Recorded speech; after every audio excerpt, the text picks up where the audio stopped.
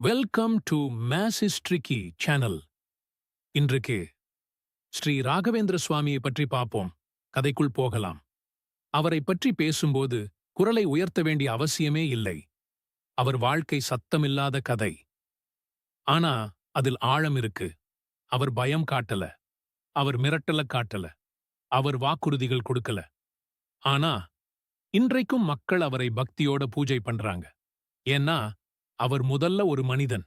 தன் மனதை புரிஞ்சவர், தன் வலியை தெரிஞ்சவர், தன் பொறுப்பை என்னன்னு உணர்ந்தவர். அதனாலதான் அவரை நினைச்சா பயம் வரல, ஒரு அமைதிதான் வருது.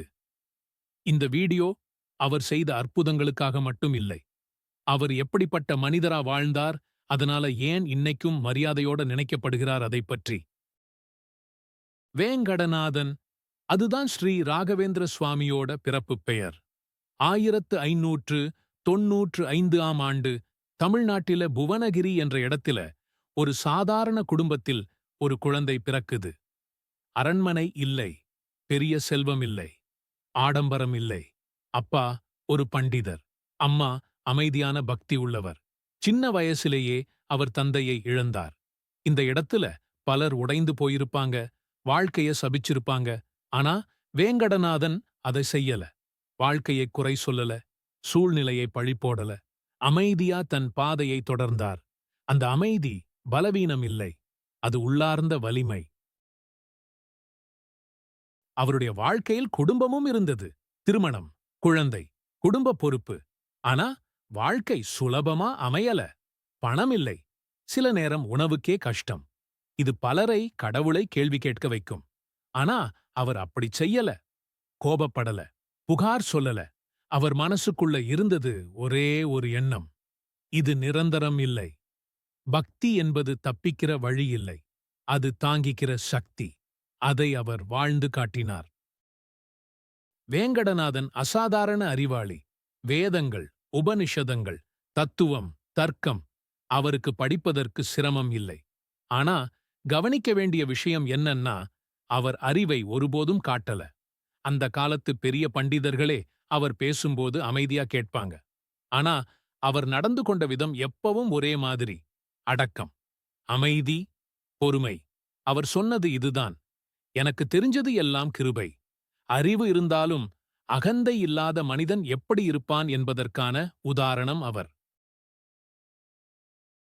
பிறகு வந்தது அவர் வாழ்க்கையில மிக முக்கியமான முடிவு: சந்நியாசம். இது எளிதான முடிவு இல்லை, தப்பிக்க எடுத்த முடிவும் இல்லை. மனைவி, குழந்தை, உறவுகள் எல்லாத்தையும் விட்டு விலக வேண்டிய நிலை. ஆனா அவர் எடுத்த முடிவு ஓட்டமல்ல, அது அதிக பொறுப்பை ஏற்றுக்கொண்ட முடிவு. என் வாழ்க்கை எனக்காக மட்டும் இல்லை, மக்களுக்காக. அந்த நாளிலிருந்து வேங்கடநாதன் ஸ்ரீ ராகவேந்திர தீர்த்தரானார். 1671 ஆண்டு ஒரு நாள் அவர் அமைதியா சொன்னார்: நான் இங்கேயே இருப்பேன். அது மரணமும் இல்லை, அது முடிவும் இல்லை. ஜீவ சமாதி. மந்திராலயத்தில் இன்றைக்கும் மக்கள் செல்கிறார்கள். அங்கே சத்தம் இல்லை, ஆடம்பரம் இல்லை. ஆனா மனசு லேசாகுது. உள்ள இருந்த பாரம் குறைஞ்ச மாதிரி தோணும். ஏன்? ஏன்னா அவர் போகவில்லை, அவர் அங்கே அமைதியா இருக்கிறார் என்று நம்புகிறார்கள்.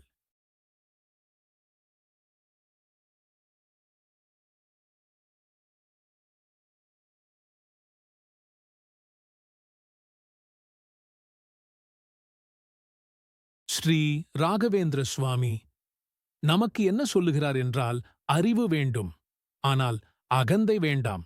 சக்தி வேண்டும், ஆனால் கருணையோட. வாழ்க்கை கஷ்டமாயிருந்தாலும் தர்மத்தை விடாதே.